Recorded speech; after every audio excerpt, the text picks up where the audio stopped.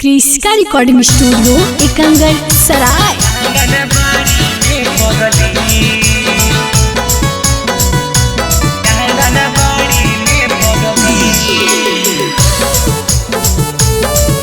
Presented by Kriska films. छोड़ के चलल जाई थी तू ससुरारी में पगली हे गे, छोड़ के चलल जाई थी तू ससुरारी में पगली गे, ससुरारी में पगली तो हमारे साथे पढ़नी आंगनबाड़ी में पगली, तो हमारे साथे पढ़नी आंगनबाड़ी में पगली।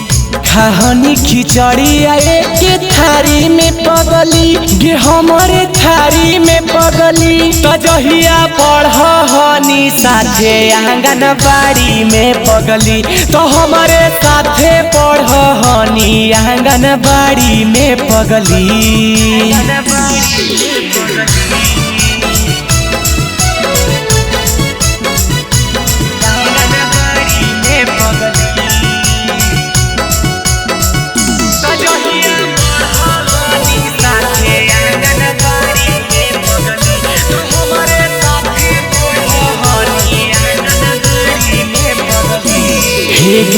बचपन के प्यारे हमर जइमी भुलाई गे, तू जे चल जइमी हमारा के रोवाई गे, हमारा के जा।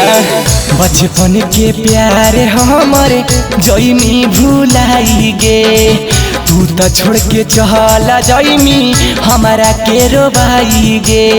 बड़ी मन हलियो तोरा कुवारी में पगली हे गे, कुवारी में पगली तो हमारे साथे पढ़नी आंगनबाड़ी में पगली, तो जहिया साथे पढ़नी आंगनबाड़ी में पगली।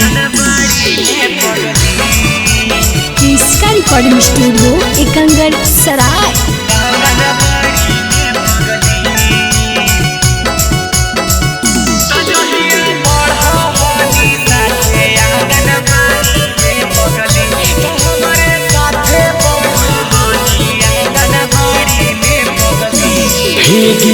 आज कहाँ छोड़ के चलल जाएंगे करे जावा, हमारा के छोड़ के सुतमी दूसरा के से जावा।